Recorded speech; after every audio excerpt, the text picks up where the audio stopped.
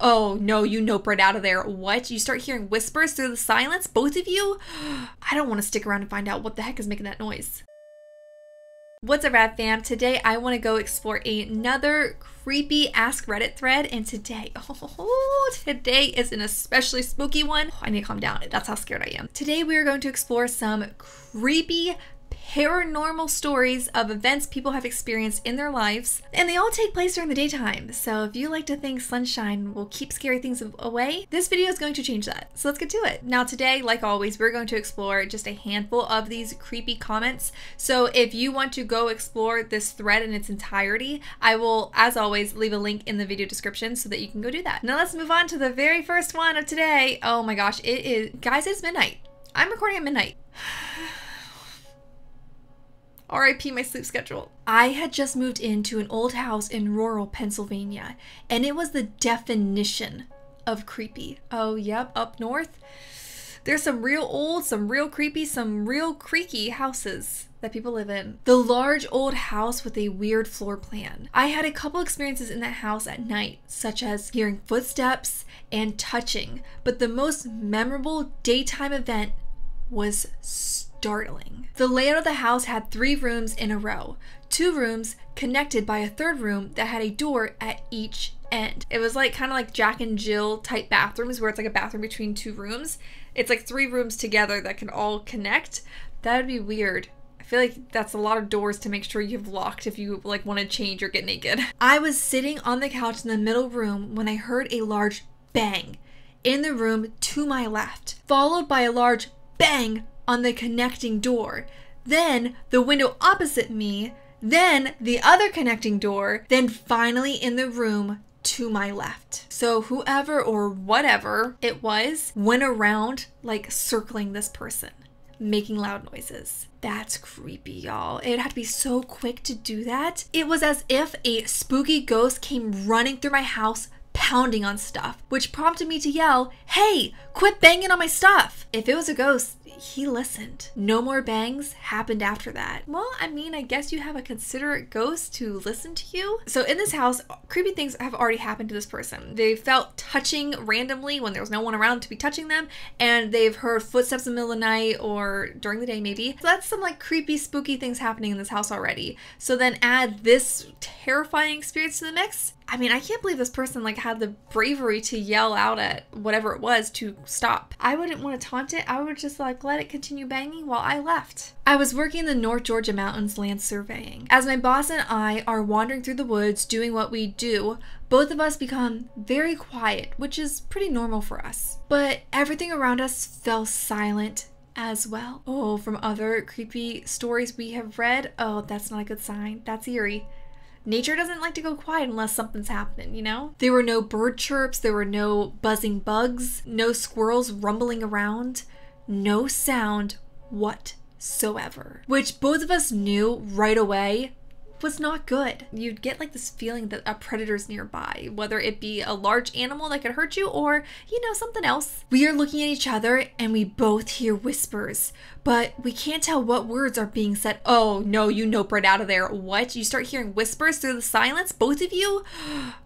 I don't want to stick around and find out what the heck is making that noise. We continue walking and clearly we both hear a loud stop. We both stop dead in our tracks and say nothing. I mean, I would think it was just a person that came out of nowhere. I wouldn't necessarily like be scared, but like they're having a bad vibe, you know? Well, looking around, we noticed 4, probably more that we didn't notice, Indian graves we were about to walk on. We packed up for the day, and as we loaded the truck, the nature sounds came back. Interesting, so they both heard it. No other person was around in the middle of the woods to have said that, and they happened to be on a Native American burial ground. That's spooky. That's something. I mean, hey, but it was a spirit protecting this burial site, so, I mean, it's not scary. I mean, no, that's pretty scary. To hear random whispers in the middle of the woods, that's scary, that's eerie, that would, you know, send shivers down your spine. Reading it sent shivers down my spine. I would have listened to it, I would have stopped also and turned back and just left for the day, you know? Whatever needed to be done, I would try to think of an excuse as to why it didn't get done. And maybe someone else would be sent out to finish the job. That would be really hard to explain though. Like, how would you tell? Like, what would the conversation be in the car on your way home from work that day? Would you both be like, well, that was weird, right? Like, would you start talking about maybe other experiences you had? I don't know. I feel like that'd be a weird thing to experience with somebody else. But I guess you'd be grateful that it happened with somebody else that can vouch that it did actually happen. Oh, that's weird. It was the middle of the day. I had just got home from high school and I was drinking a nice glass of juice while standing looking out the window. All of a sudden, I hear clicking. So I turn around. Oh my God, for some reason that just gave me like goosebumps all over my arms. The cap to the juice that they are drinking, is unscrewing itself, lifting about a foot in the air and dropping back onto the bottle. What? Are they sure they just saw that? I stood there frozen for about a minute before running into the living room. I had to turn on the TV to drown out the clicking noise. 10 years later, it is still the weirdest thing I have ever seen and the lamest scary story ever. Is that lame? I don't think that's lame. That's why I'm reading it to you guys today. That is spooky. That's weird. That's creepy. But also a weird one to try to explain and tell other people, right? Because they'd probably just think, oh, you're just BSing. You didn't actually see that. But to levitate a foot above the bottle and then obviously whatever was happening kept screwing it on and off the bottle because they had to turn on the TV to drown out the continued clicking noise. So like it didn't go away, like it didn't drop to the floor the second he saw it. Unless that juice is severely expired or spiked with something else, I would have no freaking way of explaining what I just saw. How were they able to just go into the living room and turn on the TV and act like that just didn't happen? They had the right idea of running out into the living room, but like I would have like kept on running so I wasn't alone. Or I would go to like someone else in the house and be like, hey, come here, like look what's happening in the kitchen. What is this? Or like grab my cell phone and try to record it. Now on to the last comment in this thread that we're going to read today, and it is a bit of a long one, so buckle up for the nightmare train. Did I mention it's midnight? I was alone watching my brother. I was around 18 and he was about 2 or 3. Barely talking yet. We were in his playroom, a really brightly lit area downstairs, playing with blocks or something, when he suddenly goes from giggling and running around to just dead frozen, staring at the entryway into the room. Kids, y'all, kids see and say some creepy stuff. Oh, I thought I just saw a spider in my corner of my room. Oh, I'm not gonna like this. Oh, I'm not gonna like this. The whole idea that kids are more in tune to other spooky paranormal things. Oh, this is gonna be the one that really creeps me out. Obviously, I asked him what's up, and he just points to our staircase and says, icky noise. He'd been pointing and saying that freaked out randomly for a while now, and I figured it was gonna be another time showing him that nothing was there. But I finally take a good look at the stairs, and there's something there. What's there? What do you mean? Like a person? A dog? An animal? What? Oh. Our staircase was mostly surrounded by walls, so I hadn't noticed at first due to the shadow. But I could see, crouched on the step just below where the wall cut off, this pitch black shape of a person. Guys, literally, the hairs on my legs are now on end. Like, I get goosebumps on my arms all the time. I get the hairs on the back of my neck standing up all the time. But when I get goosebumps on my legs, that's when the story really does it.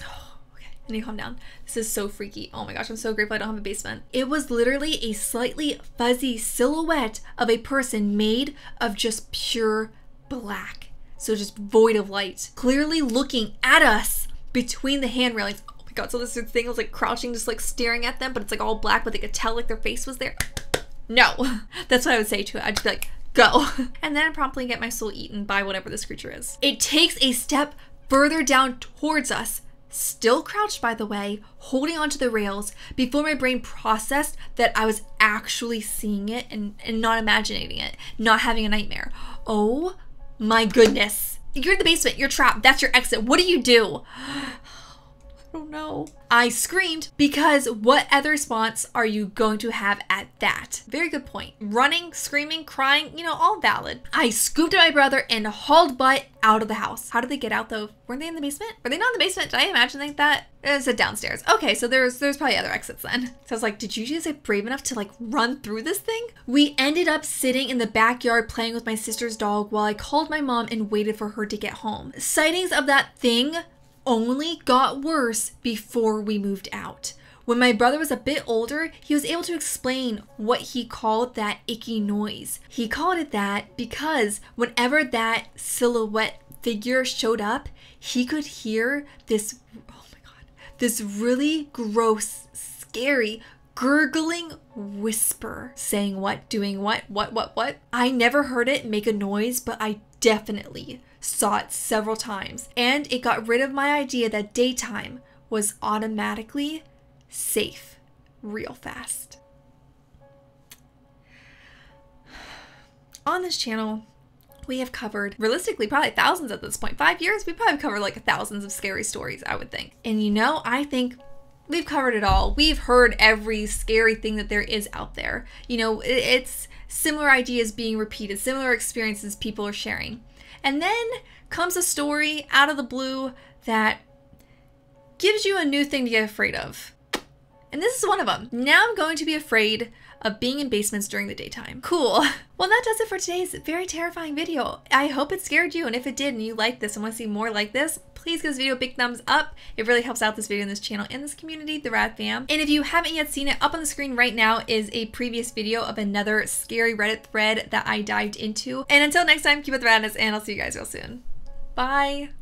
I like to think that scary stories only happen at nighttime, but nope, it happens in the daytime too. Great.